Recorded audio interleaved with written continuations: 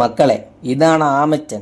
ഇപ്പൊ ചിലപ്പോ തലയിട്ട് നോക്കാൻ ചാൻസ് ഉണ്ട്. വെയിറ്റ് ചെയ്ത് നോക്കാം. പറഞ്ഞു തീർന്നില്ല, ആശാൻ ഏന്തി നോക്കി പിന്നെയും താഴത്തോട്ട് പോയി. അപ്പോ ഞാനും റാഫിയും കൂടെ ഇപ്പൊ പോണത് കപ്പലിലേക്കാണ് കേട്ടോ. ഒരുത്തൻ്റെ അടുത്ത് കുറച്ച് സാധനങ്ങൾ വാങ്ങാണ്ട്.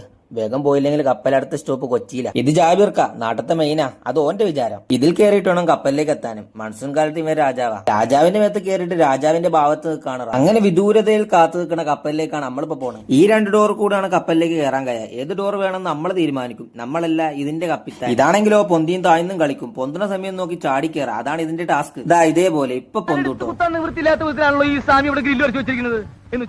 ഈ പറഞ്ഞ ആളാണെങ്കിൽ വിളിച്ചിട്ട് ഫോൺ എടുക്കണില്ല. സാധനം കയ്യിലുണ്ട്. അങ്ങനെ നമ്മളെ മച്ചാനെ നാട് വിടാട്ടോ. ഇനി മച്ചാന്റെ കളി നമ്മളെ പഴയ കൊച്ചിയില്ലെന്നറിയാം, പക്ഷേ ബിലാല് പഴയ ബിലാല് തന്നെ.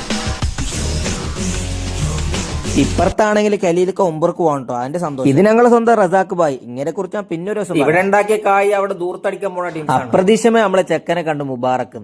ആയിരിക്കണത് മുബാറക്കിന്റെ ഉപ്പയാണ് കേട്ടോ. എന്തോ ഹോസ്പിറ്റൽ കേസായിട്ട് പോവാണ്. തിരിച്ചു പോകാൻ നിൽക്കുമ്പോൾ നമ്മളെ ഡ്രൈവർ ആരാന്ന് നോക്കുമ്പോഴാണ് ആളെ മനസ്സിലാണ്. നമ്മളെ ആശാൻ. ഇത് മൊത്തം നടക്കേണ്ട സീനായിരുന്നു. കൃത്യസമയത്തിന് മുബാറക്ക് വന്നു.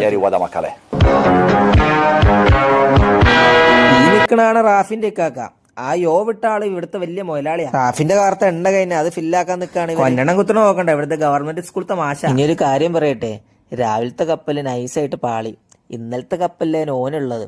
ഇന്നത്തെ കപ്പലിലാണ് ഞാൻ കയറിയത്. ഇന്നവൻ കൊച്ചിയിലെത്തി. അവനാണ് വിളിച്ചിട്ടുമില്ല, ഞാൻ അങ്ങോട്ടും വിളിച്ചില്ല. അപ്പൊ ഓക്കെ, ബൈ.